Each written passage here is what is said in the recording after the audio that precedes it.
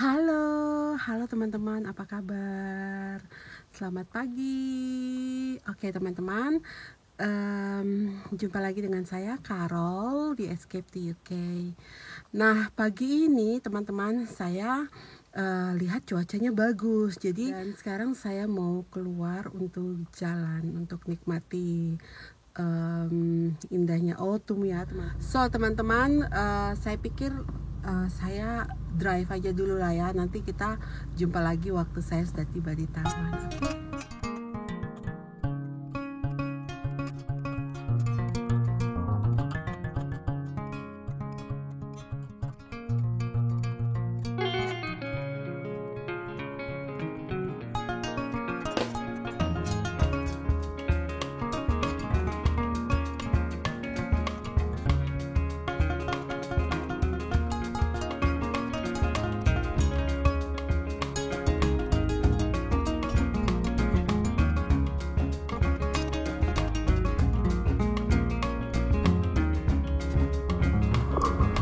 Oke teman-teman, jadi sekarang saya mulai jalan lah ya. Saya akan keliling danau ini. Terus sambil keliling saya cerita dengan teman-teman lah ya. Ini dia. Oke. So jadi hari ini itu hari pertama lockdown, untuk lockdown yang kedua kali lah ya. Kalau mau dibilang ini tidak sama dengan lockdown yang kedua, yang pertama. Beda sekali ya, sangat beda. Ya teman-teman lihat ini danaunya. Tapi morning. Orang dengan jalan. Nah jadi teman-teman, ini seperti ini kita tidak jumpa di yang lockdown pertama lah ya. Orang dalam rumah saja, atau taman pun juga ditutup. Iya, ada robin, ada burung. Ini teman-teman lihat, terus sudah pergi. Kadang-kadang saya lihat kelinci di sini. Taman ini dia punya banyak danau lah ya, jadi bukan hanya satu. Ini saya mengitari yang mungkin kalau mau dibilang lebih besar dari yang lainnya ya, seperti itu. Tapi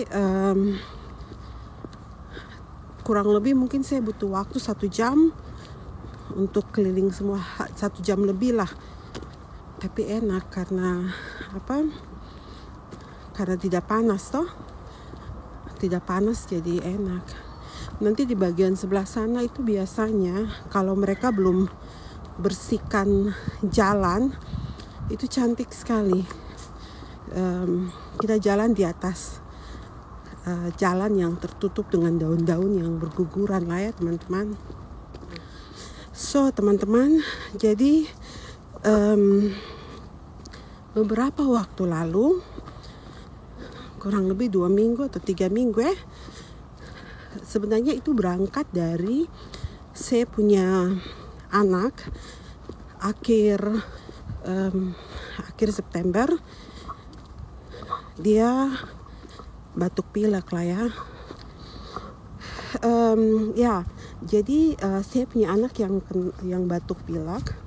Kemudian karena saya tidur dengan dia, itu ke saya. Tetapi dia hanya sementara terus selesai, terus saya juga sementara terus selesai lah ya. Nah sekarang tidak berapa lama suami saya yang kena.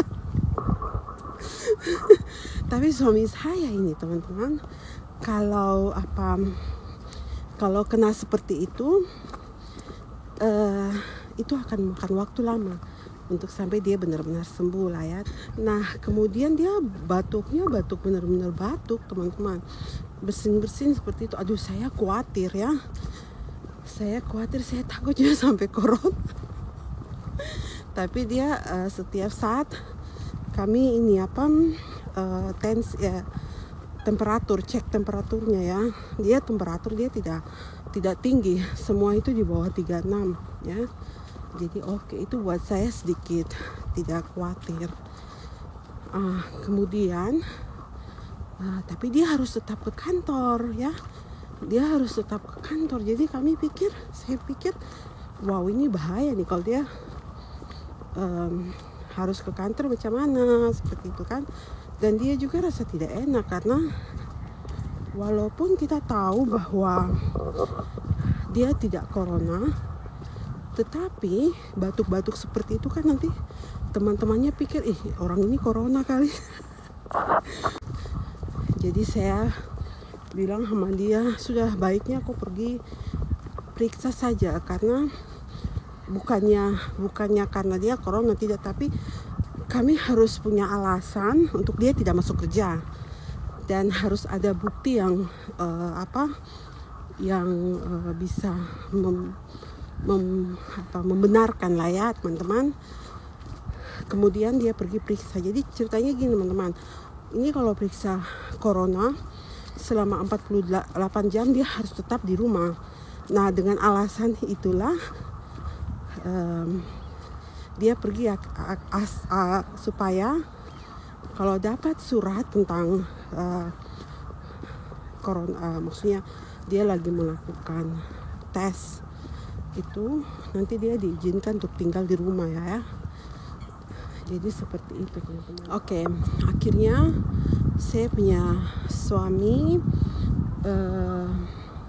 pergi untuk melakukan pemeriksaan lah ya. Jadi waktu itu teman-teman, kalau lihat yang vlog saya yang saya buat foto-foto di Badesil Clinton National Trust, di waktu yang sama itulah dia pergi untuk lakukan tes COVID ini. Seandainya kalau kami tidak pergi ke Badesil Clinton, karena kan itu kan harus booking, jadi saya pikir sudahlah kita pergi. Tapi seandainya kalau tidak pergi, berarti saya bisa merekam bagaimana mereka punya cara pemeriksaan. Tapi begini menurut suami saya ya, di sini mereka punya cara pemeriksaan itu, dia datang dengan mobil, dia hanya bisa buka jendela sekecil gini ya, terus ada orang dari luar yang kasih masuk box yang di dalamnya alat-alat untuk pemeriksaan ya. Kemudian ada dua alat yang harus satu dimasukkan, entah dua alat atau satu tapi kayaknya dua deh, seperti pokoknya harus dikasih masuk ke hidung, tapi harus sampai ke bagian atas sini, kemudian di mulut harus sampai ke bagian belakang sampai kita terbatuk begitu. Terus dikasih masuk kembalikan ke dalam box itu kan sudah ada namanya. Nah dikasih masuk ke dalam box itu, kemudian dia harus bawa mobil. Tidak jauh dari situ ada seperti tempat sampah. Nah dia harus buang di situ, harus taruh hasil itunya di tempat sampah itulah ya. Terus pulang, tunggu antara 2 hari sampai 5 hari.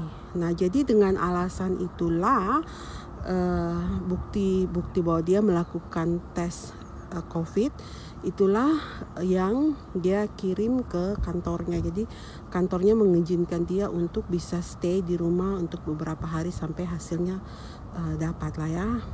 Jadi seperti itu teman-teman, itulah bagaimana mereka melakukan pemeriksaan. Nah kemudian teman-teman, di handphone kami, saya kurang tahu apakah semua orang melakukan itu ya, tetapi kebanyakan orang, karena setiap tempat kalau kita masuk kita harus scan kehadiran kita di situ lah, dengan handphone lah.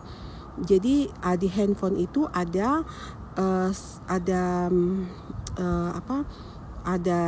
yang khusus untuk men-scan COVID. Jadi ceritanya begini, seandainya kalau saya punya suami sebelum tes, terus dia jalan ke pusat perbelanjaannya, pada saat itu dia sudah gunakan, dia punya handphonenya sudah diaktifkan, sudah ada radiasinya di situ, dia punya ini toh. Nah terus dia jalan di supermarket, dia bersebelahan dengan orang yang juga gunakan yang sistem yang sama dengan kami lah ya.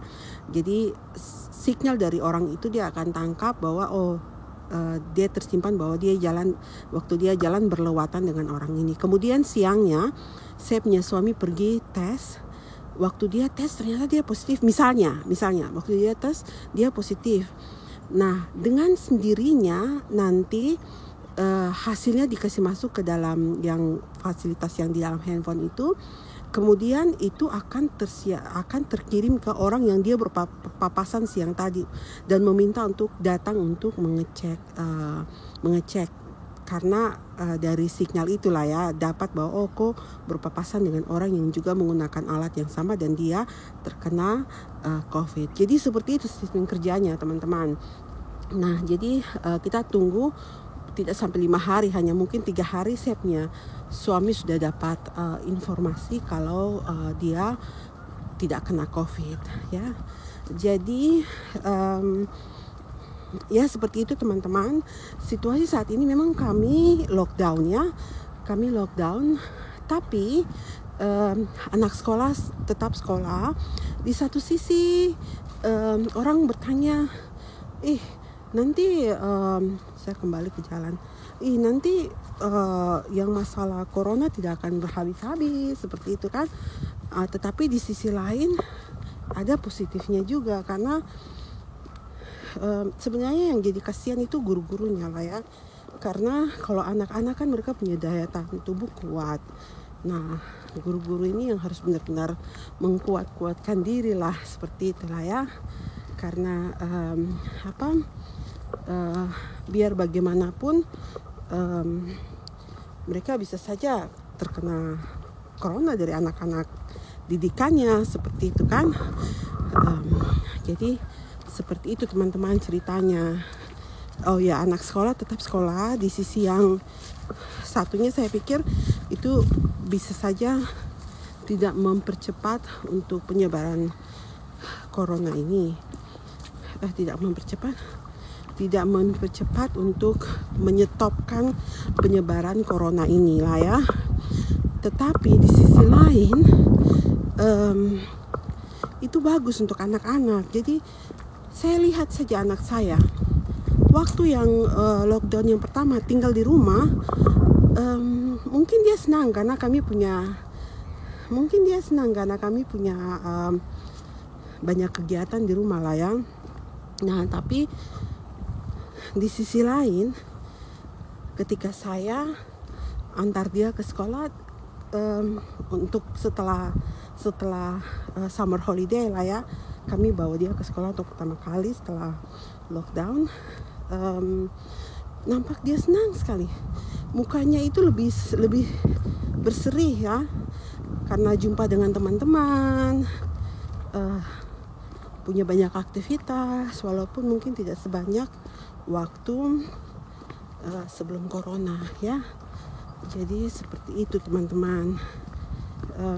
Di sisi lain juga misalnya saat inilah ya, waktu lockdown yang pertama taman ini ditutup loh teman-teman, dan semua teman-teman National Trust pun ditutup ya.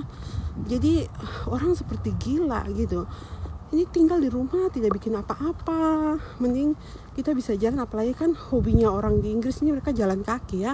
Nah teman-teman, ini saya tunjukin, ini danau yang lain lagi, tidak sama dengan danau yang di belakang yang minggu lalu saya dengan saya punya suami kita ini ya. Terus ini yang danau yang saya ngitarin teman-teman. Jadi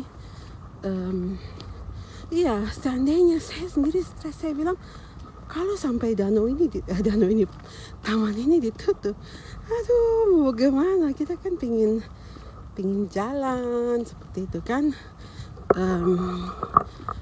Apalagi cuaca bagus seperti ini ya. Ini danau sebelah sini dan ini yang sebelah sana. Ini kecil, tidak.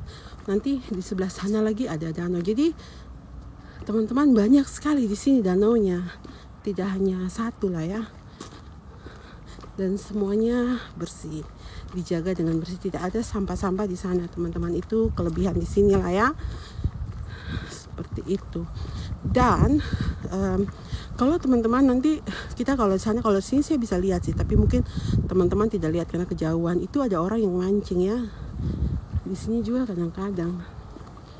Nah, kalau mereka pancing ya, terus dapat ikan ya, dapat ikan. Nah, biasa itu ikannya, sorry saya mau jelaskan yang lain. Kalau dia dapat ikan, ikannya itu nanti dibuang kembali ke dalam danau, jadi tidak dibawa pulang. Biasanya saya parkir di sini, teman-teman. Saya parkir di sini karena biasanya juga di sini mereka ada ski air, ya. Dan kalau dari sini kami mungkin jalan tidak akan jauh, jalan dekat saja.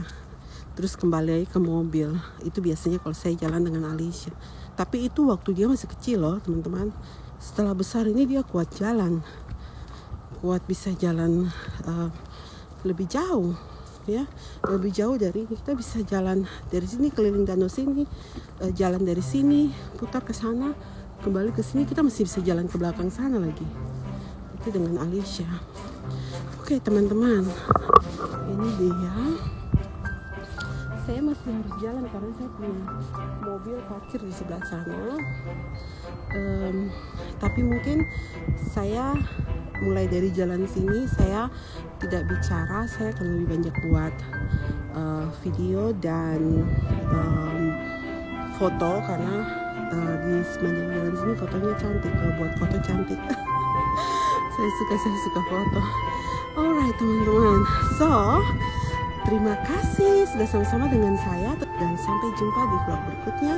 Untuk teman-teman yang belum subscribe, please subscribe. Dan untuk semua, have a nice day, harap semua sehat. Dan untuk yang sakit, kami berharap dan berdoa dari sini untuk teman-teman semua lekas sembuh. Oke, terima kasih sudah bareng kami.